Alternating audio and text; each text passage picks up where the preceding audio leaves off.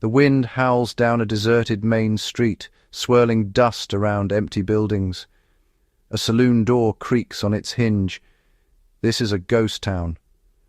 Once alive, with miners and merchants chasing dreams, now it's silent.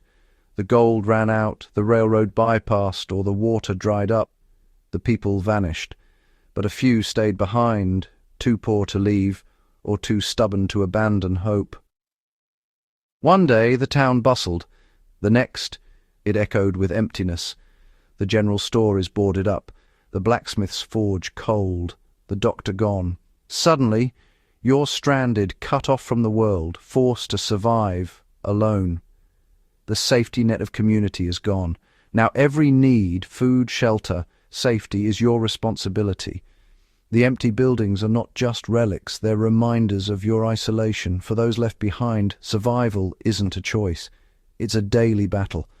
They became involuntary pioneers, forced to relearn the basics of existence.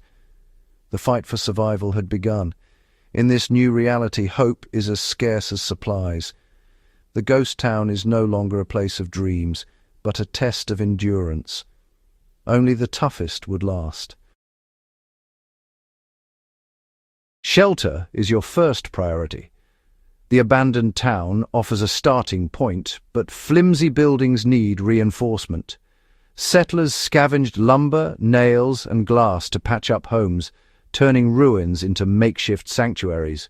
On the treeless plains, they built sod houses, stacking bricks of prairie turf for sturdy insulated walls.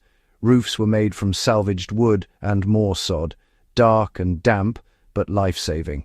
Dugouts, homes carved into hillsides, offered quick, insulated shelter using the earth itself. Every scrap was repurposed: wagon covers for roofs, broken furniture for wood, stones for foundations. Resourcefulness was key. Nothing was wasted. The abandoned town became a storehouse for survival, not a graveyard.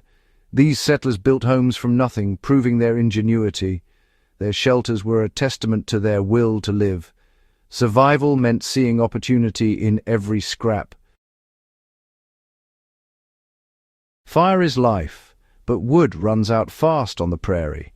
Settlers turned to prairie coal, dried buffalo dung, for fuel, gathering chips to keep warm and cook. When that ran low, they twisted prairie grass into knots for burning, a relentless daily chore. Sunflower stalks, surface coal, and even dried corn cobs became fuel in desperate times. The search for anything that would burn shaped daily life. Energy was precious. Every scrap counted. These pioneers learned to make fire from the unlikeliest sources. Survival demanded creativity and grit. With enough determination, they found warmth anywhere. On the prairie, nothing was wasted, not even dung.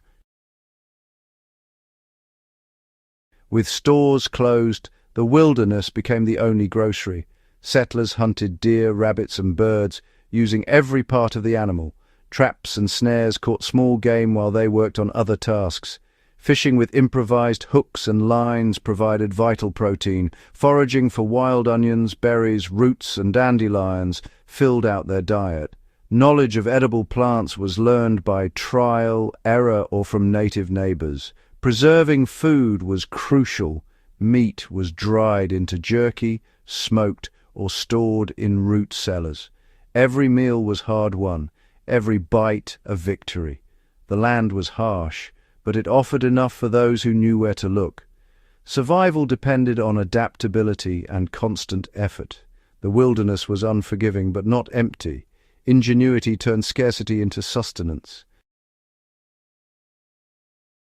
In lawless lands, your life and supplies were everything. Isolation attracted outlaws and desperate people. Defense was essential. Firearms deterred threats, but strategy mattered too. Homes were fortified, vantage points chosen, and supplies hidden. Dogs served as early warning systems. Yet the greatest enemy was loneliness. The silence and fear could break a person faster than hunger. Routines, reading, and storytelling kept hope alive. Survival was as much mental as physical. These pioneers endured unimaginable hardship, but their resilience is a lesson in human strength.